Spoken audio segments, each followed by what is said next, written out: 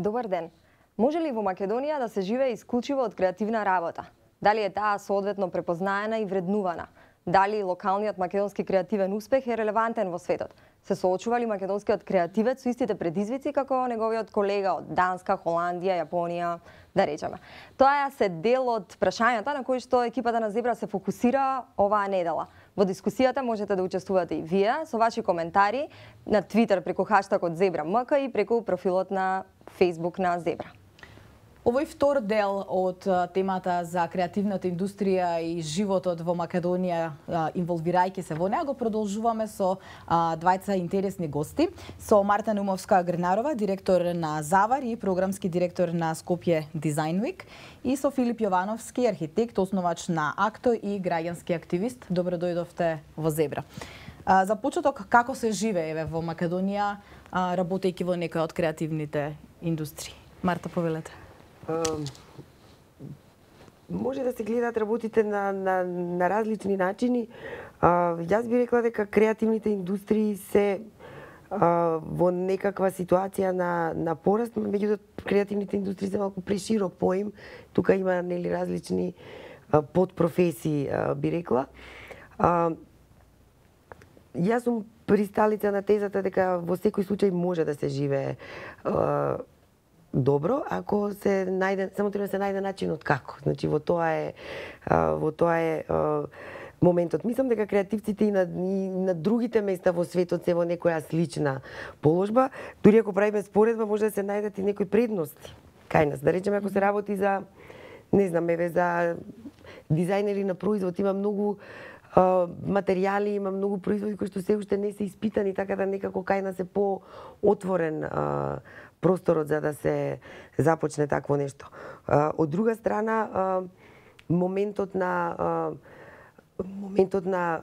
застапеност на самите креативци во индустријата е нешто што е многу послабо и една од целите за кои што се бориме на Скопје Design Week да дојде до размрдување на сцената, не само како место кај што може својата работа да ја прикажат, меѓутоа точно бизнис секторот и креативците да се поврзат и да најдат начини како да ги...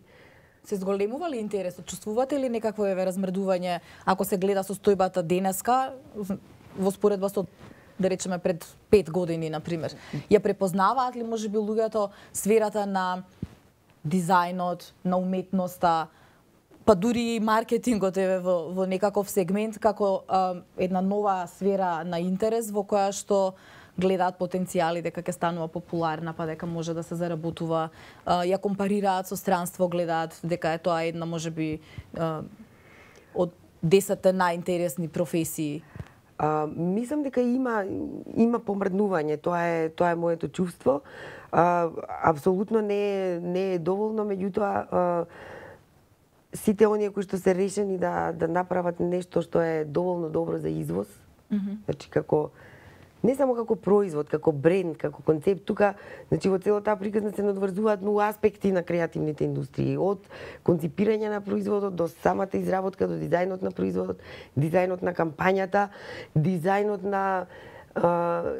на креативност има и во начинот на кој што ќе го продаваш производот. Значи сега мислам дека веќе некој момент кај што има доволно компании кои што се отворени и кои што се свесни за потребата од ова. И нормално би требало да дојде момент кога ќе дојде до меѓусегментна соработка со цел да се постигне, да слушнеме дека постои македонски бренд за некоја година. Филип, од позиција на уметник, креативец кој што практично се занимава со тоа, се согласуваш ли со оваа теза дека дури е предност да се биде креативец во Македонија? Ако се земе во предвид целото социокултурно милје, критериумите на она што е публика, таргет? Во иронична смисла се согласувам, бидејќи мислам дека живееме времења кај што се многу интересни, мислам, знаеш, дај Боже да ти се паднат интересни времења за создавање, некако така се чувствувам и лично. Фрустрацијата поттикнува креација. Да, во таа смисла лично, од моја гледна точка, оно што го правам и во области на современа уметност и независна култура и граѓански некој активизам, мислам дека Македонија во моментот е мека можда и во Европа за создавање. Но од аспект на стандард и препознавање на некаков пазар, мислам дека сме на скоро никакво ниво. Ете, конкретно можам да зборувам за некоја независна култура или култура која што треба да биде независна од пазарот, значи од тој пазар на капитализмот, а некако да функционира во некаков културен пазар. Мислам дека сме на доста ниско ниво и на ниво на стандард, и на ниво на продажба на оној производ што го произведуваме, што е различно од креативните индустрии, бидејќи сепак тоа е некоја друга гранка.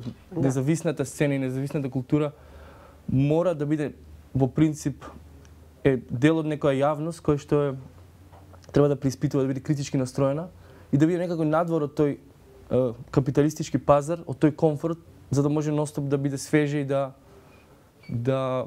притиска, да критикува, да преиспитува.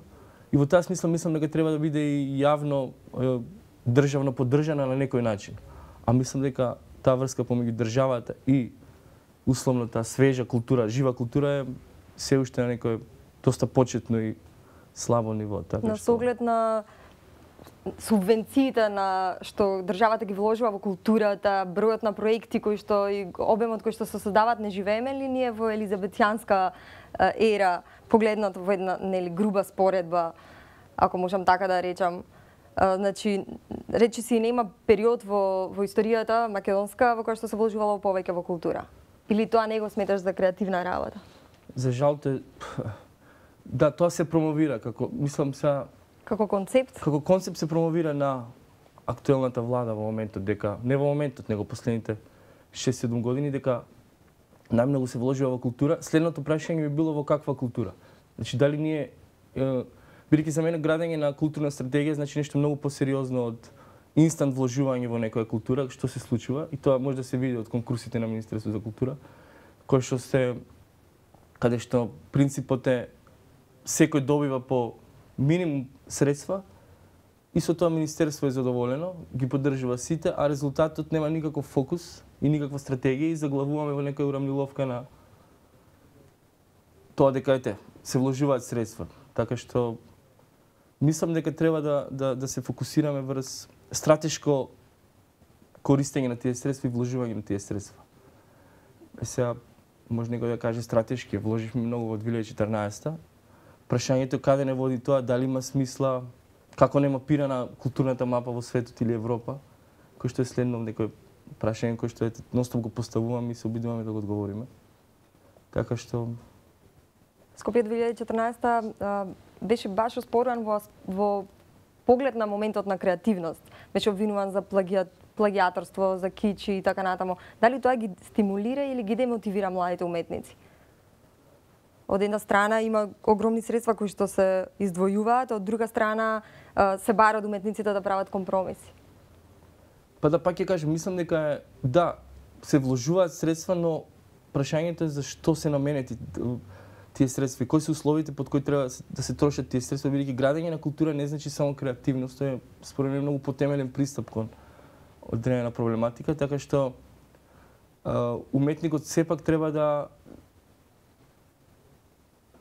добие некои рамки каде што ќе може да искаже својата слобода. Мислам дека Скопје 2014 е некако не сум сигурен колку ја потикнува креативноста, мислам дека не се работи ни за креативност, се работи за не знам, еден панагюр на секој кој што сакал да проба да се занимава со уметност. И тоа некако е кога се трошат јавни пари за тоа и кога физички се произведуваат објекти, кога уште еден град изградија во плоштадот, мислам дека е сосема проблематично. Да се вратиме во сегментот на оно што го работите вие за време на Design Week. Дали публиката го препознава индивидуалниот квалитет на креативците, бидејќи едно ниво е да вие создадете некаков производ или да дадете некаква идеја која што во тој простор и во тоа време можеби ќе изгледа ново, свежо, модерно, поинакво, но колку е публиката подготвена тоа да го препознае, да го плати и да го направи свое?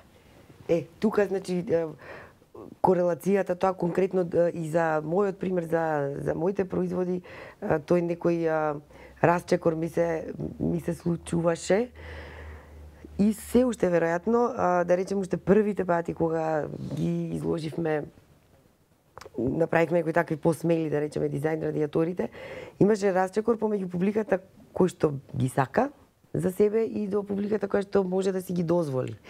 Значи, добрите производи во секој случај комуницираат. Значи, сметам дека тука нема сериозно издржан производ со добар концепт, со добра и квалитетна изработка, секогаш ќе си го најде патот и ќе допре до публиката. Сега прашање е до која точно публика, затоа кога разговаравме пред да почнеме со официјалниот дел, го споменав оној дел дека важно е кога се конципира производот да се знае уште на самиот почеток, и тоа е еден креативен момент од целиот процес на создавање на некој производ, да се знае за кого однапред, за кого е наменет.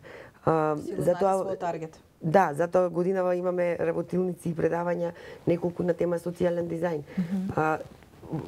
На тој начин ќе биде полесно да се направи производ кој што ќе ја допре публиката. Значи, апсолутно реакција има, не секогаш, за жал, публиката, зборувам пред се за македонската, е спремна да го плати тоа. Меѓутоа, јас мислам дека има голема разлика. Еве, во периодов последниве 10 години од кога се бавам со тоа, има подобрување.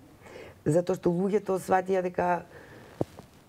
дека не мора, мислам, нормално секогаш има публика која е важно да се каже брендот кој е или од каде е производот, меѓутоа има луѓе кои што ценат нешто што е автентично и оригинално и се повеќе сакаат, речеме, кога се работи за мебел или за интериер, да се нешто да направат. Дозволува ли локално креативноста која што ви издвојува од, да речеме, сите останати други уметници, дизајнери, креативци, да се живее удобно во Македонија? Ви дозволува ли личен и професионален напредок? Можете ли да си дозволите да се надпреварувате, да кажам, со сите оние кои што се надвор од Македонија и кои што работат во поинакви услови, некои потешки, некои полесни, со различни типови на заработување, инвестиции? Ако можам, јас прво, пошто тоа ми е омилена тема, во смисла дека прво зборот да се живее комотно, значи не постои.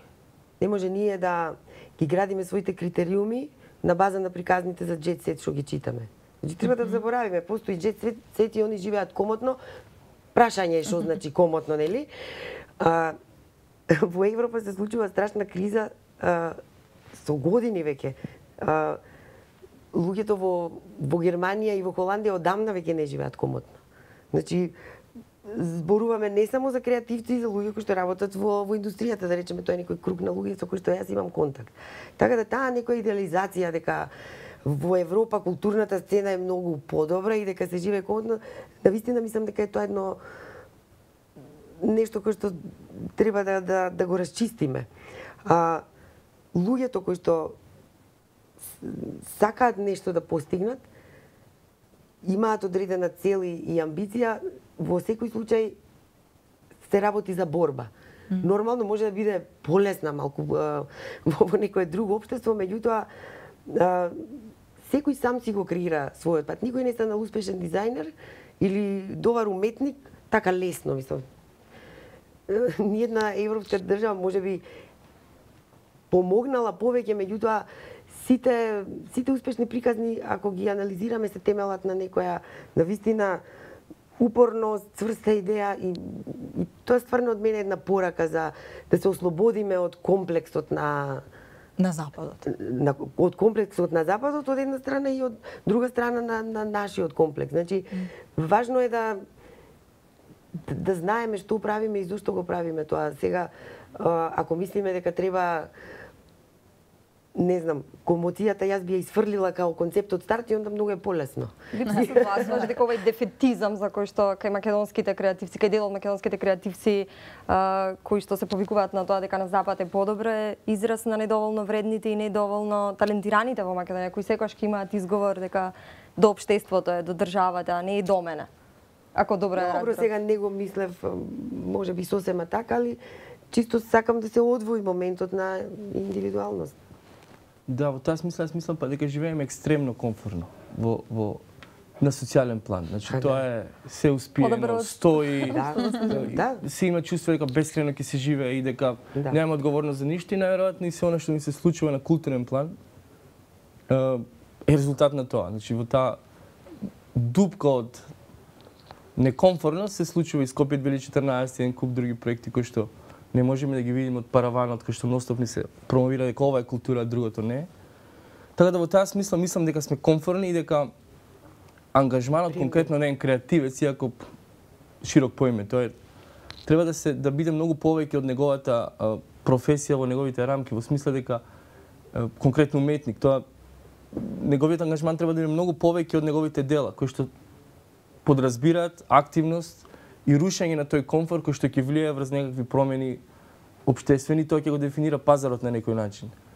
Тоа е едната линија, другата линија во однос на дали може да се живее од креативност, ете конкретно од уметничка работа, во Македонија нема реален пазар на уметнички дела, ако тоа било најконкретно прашање. Така што ние се обидуваме на различни начини, ете ја формиравме кооперација иницијативата, неформална група и АДРО, Асоцијација независна културна сцена и индивидуални иницијативи. Не можеме она што го произведуваме како производ, кој што не е комерцијален, каде да го продадеме. И тука се појава таа дупка на немање врска помеѓу пазарот и она што го произведуваш. Бидејќи сепак е различно според мене. Да, креативните индустрии сепак корелираат некако со некој производство. Да. Така. Уметност е веќе. А прашањето уметноста каде треба да направи таа врска? Колку младите луѓе работат на себе? Значи кога веќе ќе излезат од факултет или ќе создадат нешто свое, ќе направат некаков прв обид, втор чекор, трет чекор, застануваме, се продава или не се продава.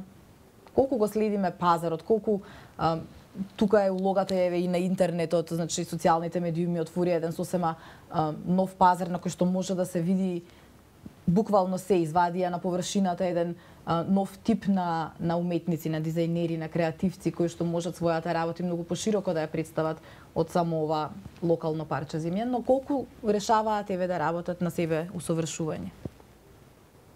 Па младите, не знам колку би можел да зборам за младите, можам за себе да зборам, да. Сите сме млади. Да. Зборам можам за себе и за мојот круг на луѓе и некои иницијативи што ние ги правиме. Колку работат на себе. Јас знам дека она што го работам и во различни области, луѓето со кои што работиме работат на себе и млади, луѓе над 40-50 години. Така да не би ја правил таа поделба.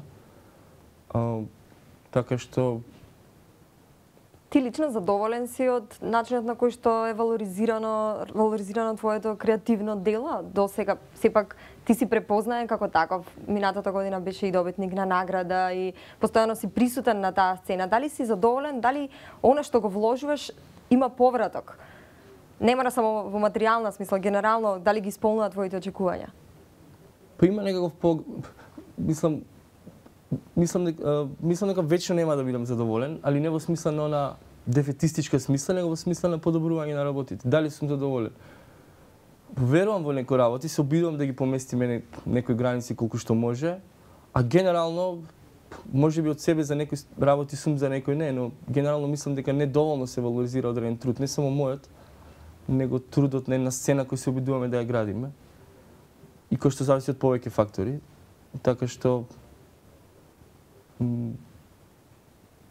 во смисла на тоа на тој фидбек, мислам дека се седи пак на индивидуални случаи, а не треба да биде така. Кои се повеќе исклучок од колку повеќе се исклучок, да. И мислам дека генерално ние градиме култура врз исклучоци, а не врз некаков принцип, и мислам дека тоа е многу опасно, бидејќи не може да не донесе до никаква долготрајност. Мислам и нашата, и лично мојата позиција на опасен терен, бидејќи цело време треба одново откривање на работи, одново потврдување.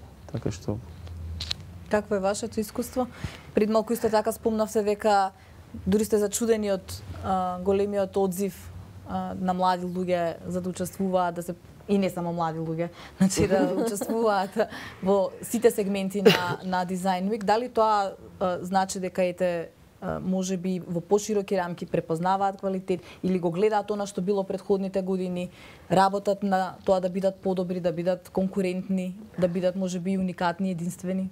Па, добрата страна е тоа што веќе после 3 години на вистина напорна работа околу прво подигање, поставување на дизајнот како тема, подигнување и на свесноста и на нивото на некој вид, затоа што концептот на Скопје Дизајн Вик не е да платиме некое дизајнерско име кој што ќе дојде 45 минути да ни покаже слики кои што на интернет може да ги видиме, туку да се вистина да се фатиме на работа. Значи ние сме една платформа која што повеќе едукативно, јас го сваќам, мислам би било илузорно после 10 години да останеме на истата мисија, дека Скопје Дизајн Вик ќе биде единственото место каде што дизајнериве и фирмиве нешто ќе работат заедно или каде што ќе има едукативни работилници. Значи, идејата е да почне кај нас, меѓутоа да биде направено на некоја здрава основа за да продолжи. Сега моментот од кој што сме задоволни е дека веќе сите образовни институции препознаваат квалитет. Самите студенти или млади дизајнери го препознаваат тој квалитет, меѓутоа само во ситуација кога навистина ќе продолжи таа соработка и кога ќе видиме македонски производи кои што навистина некој решил дека да ги инвестира, ќе биде да речеме вистинскиот момент.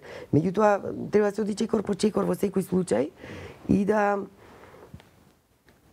видат ова е еден вид на шанса, меѓутоа тоа што инсистирам цело време како порака да биде, не треба да се базираат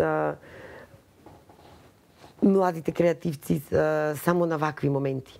Во смисла, еве, сакаат да учествуваат, сакаат да учат и сега чекаат до следниот Скопје Дизајн Вик. Значи, по мене, секој креативец или секој човек, мислам, секоја професија или креативна на свој начин, неопходно е да се работи нонстоп. Значи, нема друг начин за да се одржи кондицијата, значи работењето континуирано е неопходно. И не гледам тука дека значи еден е односот кон себе како креативец, друго е од што живееш и како, значи кривање раце дека некој го вреднува или не го вреднува, на пример конкретно зборуваме за дизајн сцената колку е стара кај нас, значи како ние работиме на оформување на таа дизајн сцена, сите факултети се, еве може ќе сгрешиме да речеме 6 години. Да. Со искусок на архитектура, не изборуваме графички дизајн на производ. И сега се уште не сме дошле нели до некаква приказна дека сега ако сам по себе јас си се дефинирам како дизајнер и никој мене долу не ме плаќа, а при тоа не сакам ништо да работам, мислам тоа е да се разбереме сосема погрешен концепт. Значи обврска е пред се према самите нас, на секој поединечно да работиме, затоа што само на тој начин може било што да промениме. Сега секој според своите можности, според ситуацијата во која се наоѓа, меѓутоа ако не сме фокусирани на тоа, секој поединечно, младите дизајнери за такви компромиси кои што мора да се прават. Значи не се тоа компромиси. Јас сакам да кажам чисто да им порачам дека некој кој што завршил, или јас мислам дека тоа исто и за уметност, тоа е некој ако завршил академија уметничка и чека државата цели 20 години чека државата да му одобри проект и не прави ништо, јас се извинувам со цело почитување, ставам знак прашање дали е тоа уметник. Значи тоа сакам да кажам, завршеното образование не те прави тоа што си. Поготово креативец. Значи креативец е некој што секој момент треба да е креативен, да диши на тој начин. Значи се што е различно тоа, за мене нема оправдување никаква финансиска надомест. Значи јас можам да работам во кафич, ама морам денеска 2 сати. Значи ако не размислувам за тоа, 5 факултети за дизајн не ме прават дизајнер. Значи сакам да порачам дека не постои друг начин. Младите кај нас не знаат да се не го сваќаат моментот на проактивност. Значи не активност, туку проактивност. Сами треба да си ги... Иста е ситуација и во бизнисот. Значи јас можам да кажам, добро, јас сум компанија од Македонија, многу е тешко, мал е пазарот, што да правиме сега и да седам и да кажам дека државата не ми помага и значи верувајте дека е така. Или можам да кажам, еве сега јас сакам да направам бренд во Европа. Верувајте, и во бизнисот јас наоѓам креативни начини како да се изрекламирам, како да дојдам до некој контакт. Значи, не гледам јас тука драстична разлика, поготово во времево на интернет. Токму ради тоа сакам, ете, може би и низ личен пример да се различно да се постават работите. Мора да се работи, нема друго, нема трето. Марта, Филип, ви благодариме што бевте дел од Зебра, од оваа дебата која се надевам, односно повеќе дискусија и разговор околу тоа дали во Македонија може да се живее од креативна работа. Ви благодариме што не следевте. Поздрав!